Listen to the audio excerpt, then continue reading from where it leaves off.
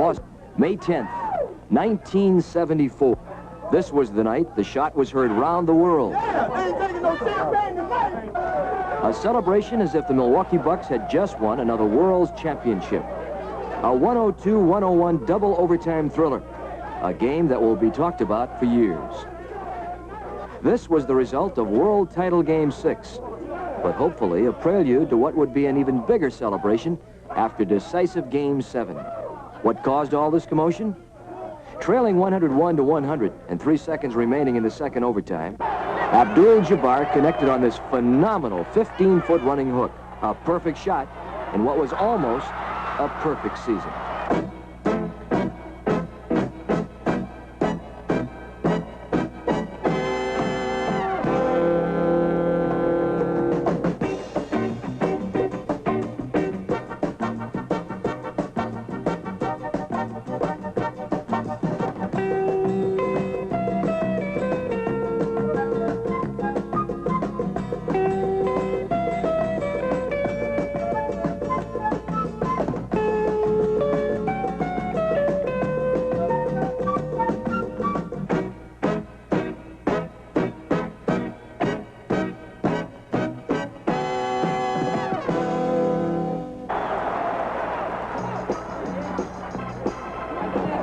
The Milwaukee Bucks overcame injuries and a tough schedule to finish as Midwest Division champs with a regular season 59-23 record. Once again, the best in the NBA. One more win would have given them their 4th consecutive season with 60 or more victories. Offensively, the Bucks carried the NBA's best field goal percentage mark, hitting 49% from the floor. Both Abdul-Jabbar and Bob Dandridge finished the season among the league's top 10 percentage shooters.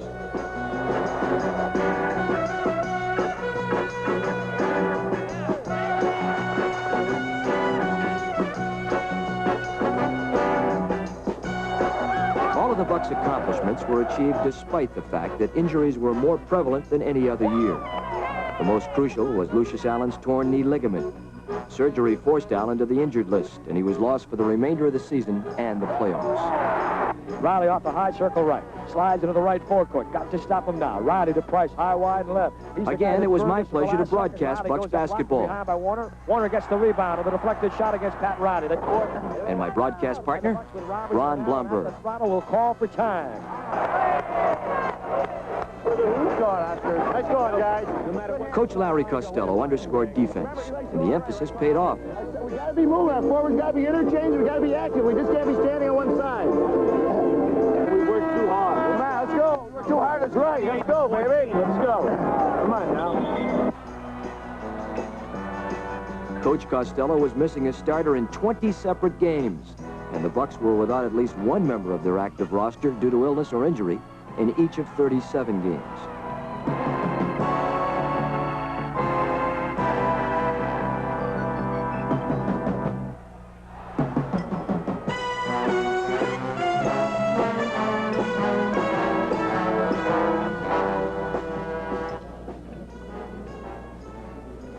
We had a great hand. We sliced, they switched, Kareem rolled, Oscar made some great passes.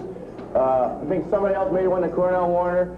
That was smart basketball, okay? I thought our break was probably better, under control tonight than it has been for a long time. We wasn't wild, we didn't charge people, we made the plays, we got some good shots, some great passes. Everything was beautiful. I think Kareem can be maybe a little bit more active in the pivot, and we're coming down, just maybe we can look in there, we hit you on the move a little bit. We should have, I think we're up 14. Should maybe be up 20, huh? Should maybe be up 20. 14 is good. But I think we've got to strive to try to eliminate this and just try to improve, you know, the whole damn game as much as we can. The point is, now let's get tough at the start of this half. Let's not let them get back in the ball game. Come on, big guy. Get high, Kareem. Each player contributed. Kareem Abdul-Jabbar, Oscar Robertson, Bob Dandridge, Lucius Allen, Cornell Warner, Curtis Perry, John McLaughlin, Mickey Davis, Ron Williams, Russell Lee, Terry Driscoll, Dick Garrett, and Dick Cunningham. Everything considered, it was another impressive year for the Milwaukee Bucks.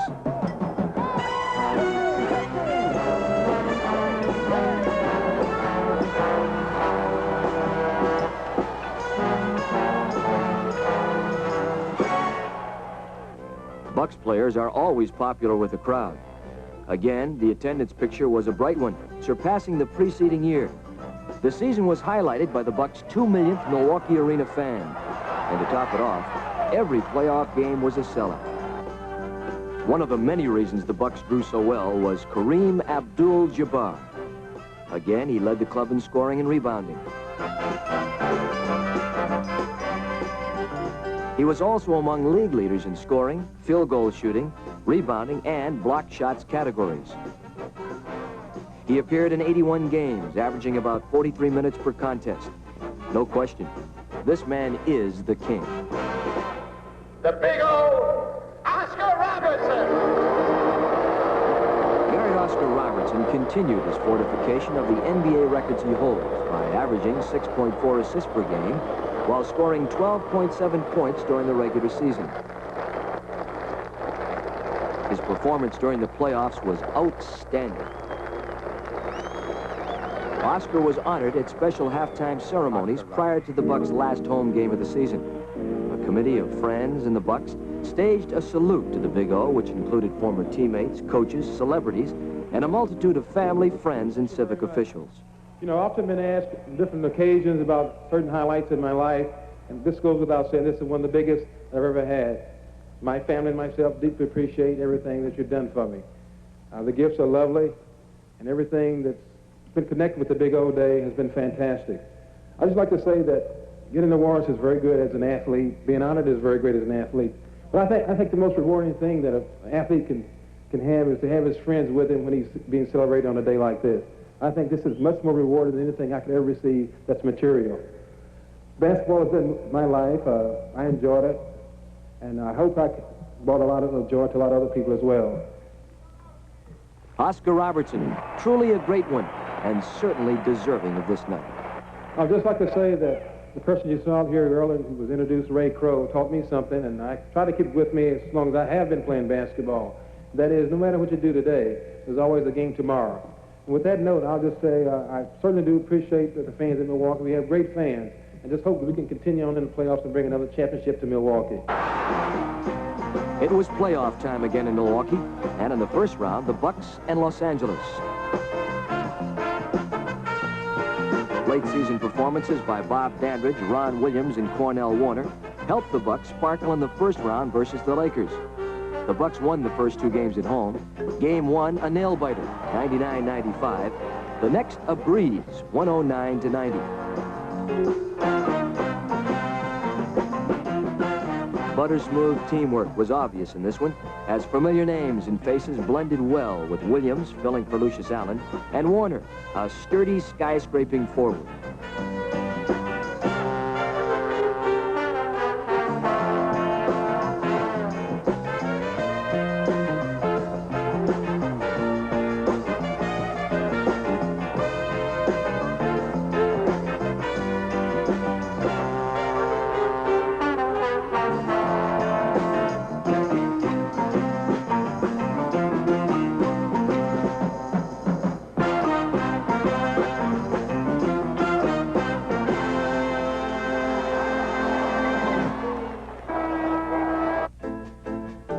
After a tough game, a night's work is not always done, and the Bucks would have to think about their fine performance en route west. Game 3 in Los Angeles was next, as the tireless task of preparation continued.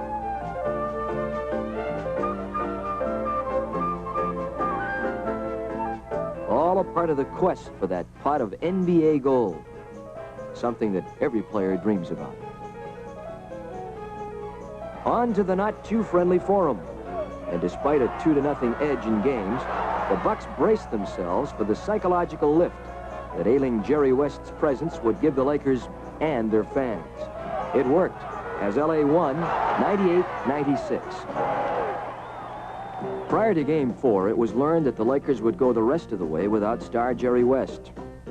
Abdul-Jabbar and Bob Dandridge led the way, as frustrated and disgusted Laker fans knew that their team's playoff hopes were doomed.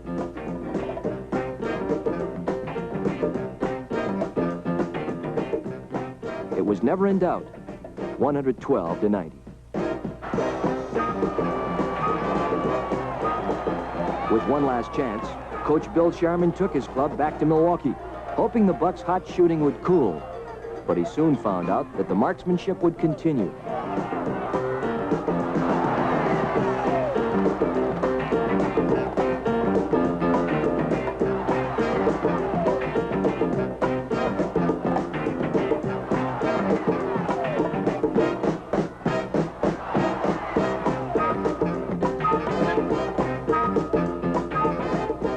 All 5 of the Bucks starters and reserve John McLaughlin were in double figures. And before another responsive crowd, the Bucks wrapped up the first round on April 7th, 114-92. Let them run inside now. One. We prepare ourselves. We don't just come over and put on the shirt and go out and referee. We think about the game and we prepare for it as the ball players do. You've got to. The playoffs put additional pressure on the league's whistle tutors. Up, up. And a technical foul. Don't do it. Don't hit the ball. If you think an official's life is easy, let's spend a couple of minutes with one of the best, Richie Powers. 2-4. Right there. It was a kick. And it's on the side. Thank you. Got a kicking violation. And it's up to the referee immediately to establish a pattern that we are in control of the game and that the rules are to be abided by no matter how the game is played. They are playing within the confines of the rules of the game, and we are there to administrate it. You don't lose your temper, you use it. USC, to let them know that you're not going to abide with any more of whatever has been happening. Watch the hands inside now. We never use our anger indiscriminately because we're virtually judge, jury, and executioner. No, no, no, no! Over the basket, interference. It is a shot. Basket interference. He don't shoot like that. Question of a pass, whether it's over the goal. It does matter. It does matter. Anytime it's up there, interference. There are certain officials whose personalities are, they're a little bit less aggressive. Now, I'm an extremely aggressive referee. I always have been, because that's the line I set to myself when I first broke in. Bang. That's the rules I'll adhere to them. And I found that that'd be the best way, simply because when something happens that is a little bit unusual, I, therefore, have a right to bend my standard, not them. I'll bend. Hey, cut it out. We got 8. Now, stop. You were warned once.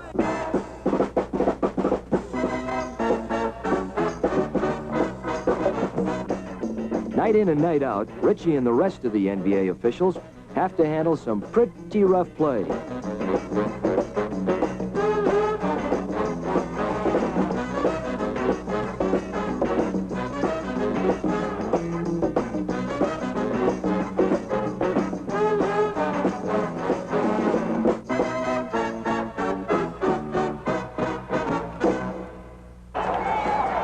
The next stop was round 2.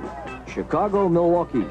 And with all the controversy stirred up between these Midwest Division rivals, and in particular Kareem and menacing Dennis Autry, the officials were on ready alert to prevent any of these games from getting physically out of hand. The Bulls, without Jerry Sloan, and the Bucks still missing Lucius Allen, locked horns in the series previewed as a grudge battle of 2 clubs who played to a 3-3 deadlock in regular season action.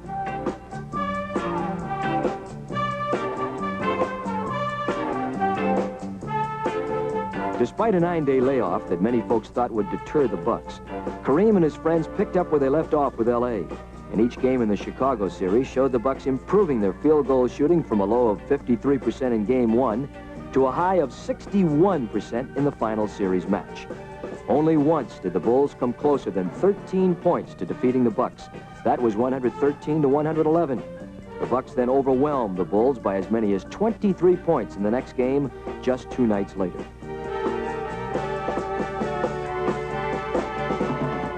Oscar Robertson and Bobby Dandridge engineered the Bucks playoff express.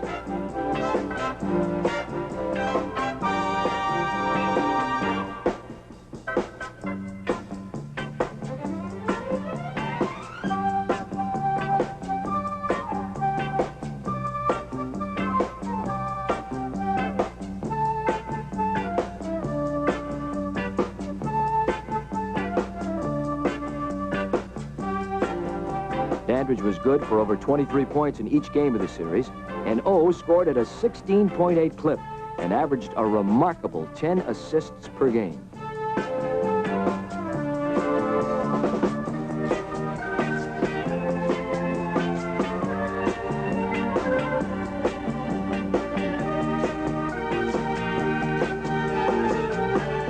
But once again, the man in the middle was supreme. Abdul-Jabbar contributed 35 points per game and pummeled Chicago on the boards. The series ended in a 4-0 whitewash, something Coach Dick Motta and Chicago will never forget. It was time for the big one, the Bucks and Boston for the world's title. Before the first game, Kareem received the Podoloff Trophy as the league's most valuable player. In addition, Oscar and Larry accepted congratulations and an award from Commissioner Walter Kennedy for winning the Western Conference Championship. The home court advantage went to Milwaukee. This later developed into a liability rather than an asset.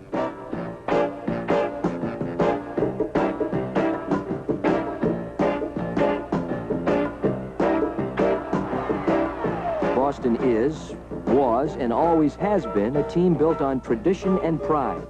And this edition featured an arsenal of Havlicek hustle and Cowan's crunch. Boston had great team quickness and used this and defensive pressure tactics in the Bucks guards, as the new Celtics built an early 16-point first-quarter lead and won the first game 98-83. This despite 35 points by Abdul-Jabbar. Milwaukee fans were not happy.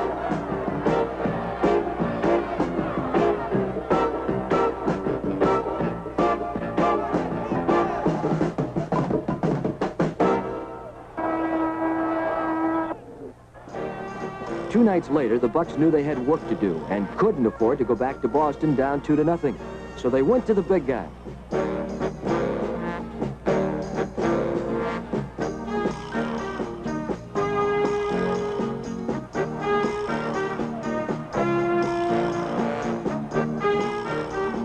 Mickey Davis blossomed in this series after playing little against Chicago and L.A.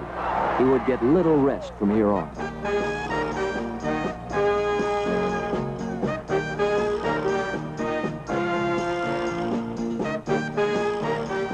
Strategy changes by Bucks coaches had Oscar advancing the ball solo while quickly releasing the other guard up court. Boston, trying to pressure the guards in the backcourt, often got caught with a man back. Thus, the Bucks with a man advantage in the forecourt. It worked well, and before the Celtics could adjust, the Bucks built a halftime lead that made Red Auerbach a little unhappy. The Celtics came back in the third and fourth period to force a tie on this wild Havlicek hook.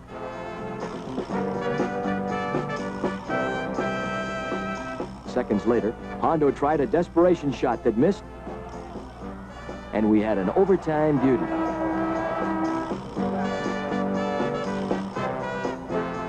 JoJo White got them started this way.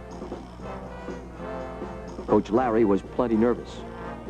But then the Milwaukeeans got hot, and soon Cornell Warner put Boston to sleep with this move. And then really topped it off with this stuff. Kareem put out the lights with his 36th point.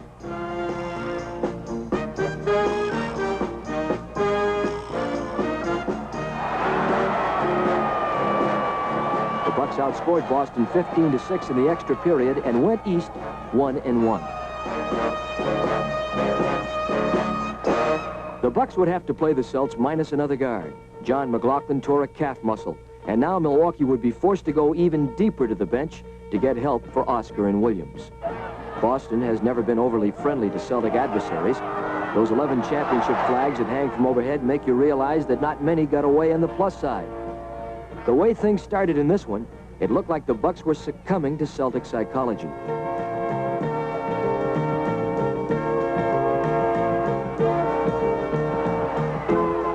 A 32-13 runaway at the quarter was bad news, and the Bucks lost 95-83. Boston now enjoyed a 2-1 edge in the series, and with Game 4 also out east, fears of that home court advantage sent the Bucks to the classroom to study their flaws. Hopefully, the strategy would help the Bucks even the series.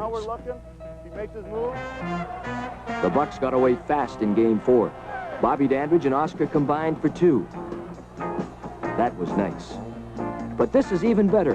Watch the large one get up to erase a Collins effort. Take that, Coach Tom. Part of Larry's game plan was replacing Ron Williams at guard with forward Mickey Davis. It was a move that worked to perfection. Boston tried several ways to stop Mickey, but by moving men around, they created other mismatches. JoJo White would eventually have to handle him alone.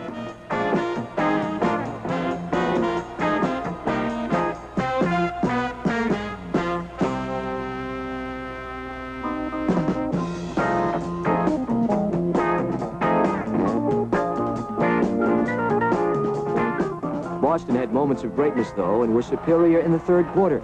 But the Bucks came back to control the fourth.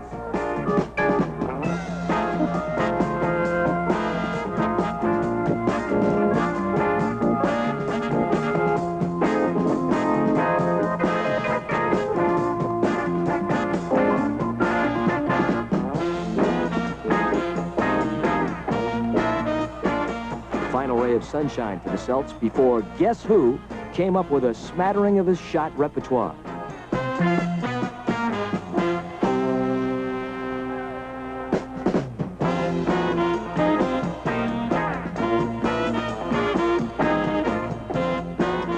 He gave Boston a headache, and the Bucks their second win.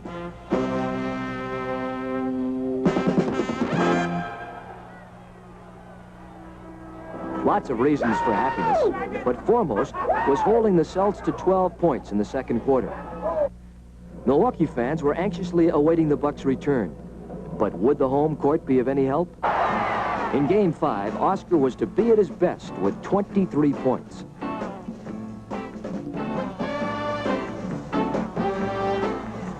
But despite this look at the crowd, a Mickey Davis two-pointer, and more from the King, who had 37 points, the Bucks were cold shooters and could only manage 12 combined points from their starting forwards.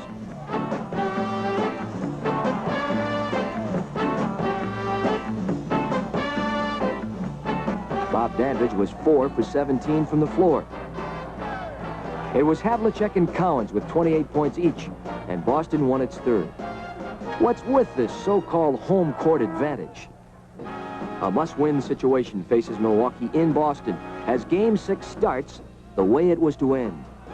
He's wearing you out, Coach.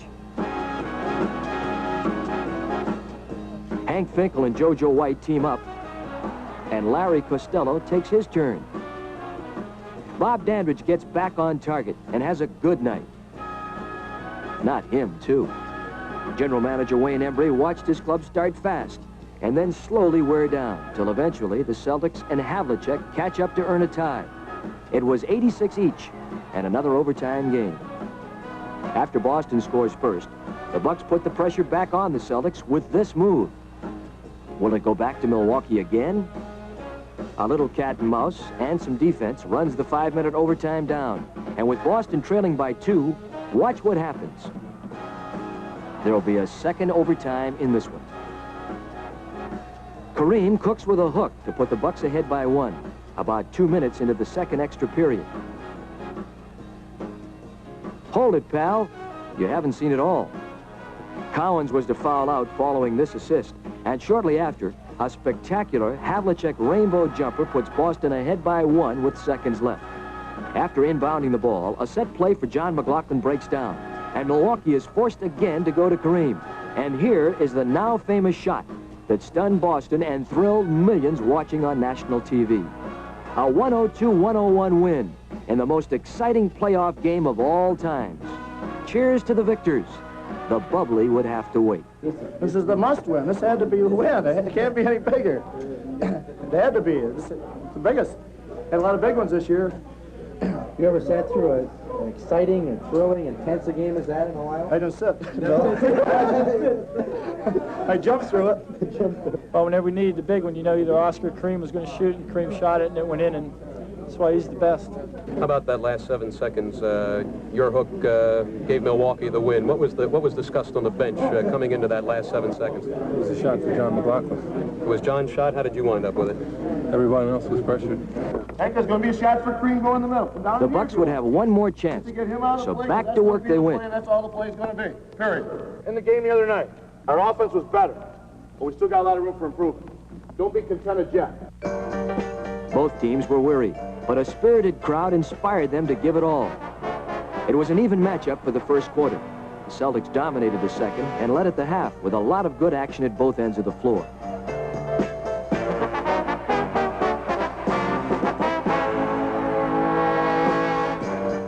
The Bucks gave it their last breath in the third quarter on this steal and a Dandridge lay-in, but it ended here.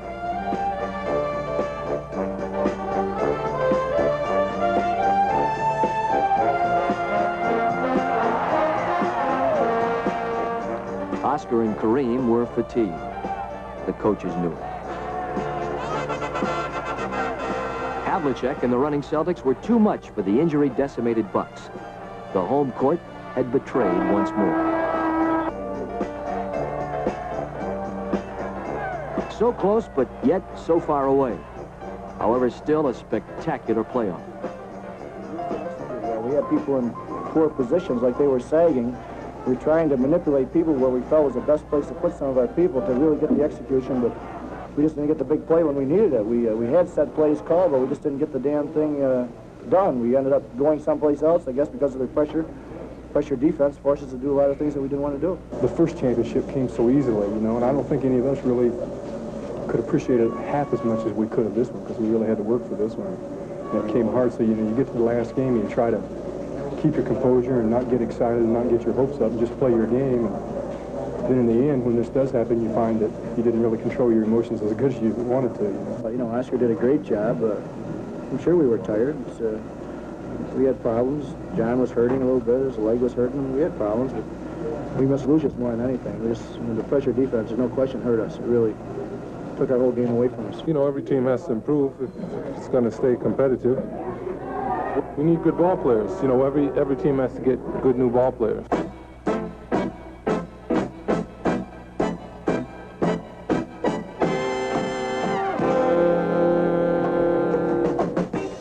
Good young players. Kareem was right. The Bucks set out to doing something about it as soon as possible.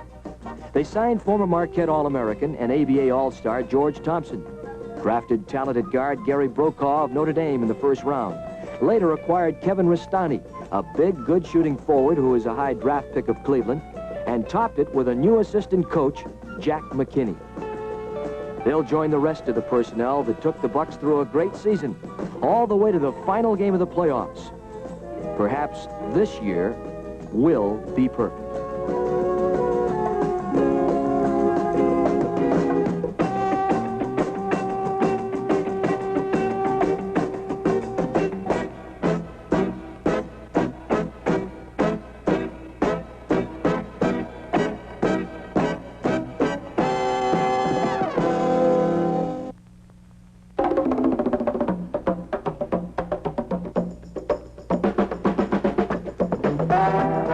Both Schlitz Malt Liquor and Old Milwaukee believe in community sports involvement and are pleased to have presented this film for your entertainment.